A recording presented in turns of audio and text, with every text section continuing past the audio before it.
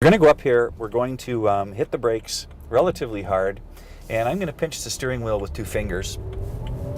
And I'm going to have 2 wheels on gravel and 2 wheels on pavement, and you're going to see from those 2 wheels and my fingers on the steering wheel as such just how this car breaks up and how straight it is. And there's also a telephone pole just off to the right here, so we've got to make sure that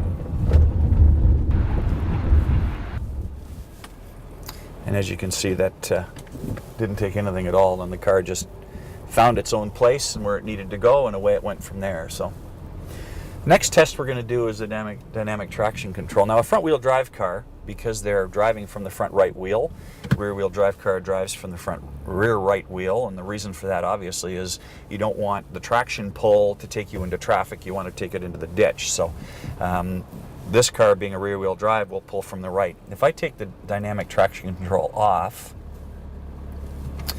what will happen is that means that that back rear wheel will spin all on its own because there's no traction control on it. And under normal conditions without it, it means that not only would the car spin, but you'd end up spinning it, the back end, into that pole, which you don't want to happen. So all I'm going to do is hit the gas quickly just to give you a feel for the back end swinging. Then we'll do it again with dynamic traction control on, and you'll see how the car just pulls away nicely, pulls into traffic, and then takes off as soon as it hits pavement. So that's your traction test. So first of all, you can feel that back end sliding over into the telephone pole. If I did that way back there and there was snow and ice and you've got that weight distribution going in the wrong direction, that would multiply itself 10 times and wrap the rear end around that pole. Now, in this car, we're going to turn the dynamic traction control on. Now I'm going to accelerate. You're going to feel a little bit of spin. You're going to feel the car go up onto the pavement, and as soon as we hit the pavement, you're going to notice the car takes off. So let's do that now. So there's a little bit of spin, and as you can see, it's going straight, away it goes. Now you got to keep in mind too that we're driving our 323, which is only 220 horsepower. So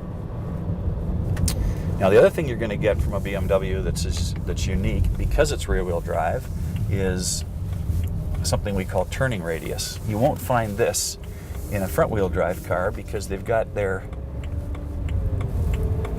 constant velocity joints on the front wheels, and as you can see from this, we just turned in about a 32 diameter circle, and there's nothing else out there, particularly in a front wheel drive car, that can do that because everything is up the front, including your transaxle and the rest of it. So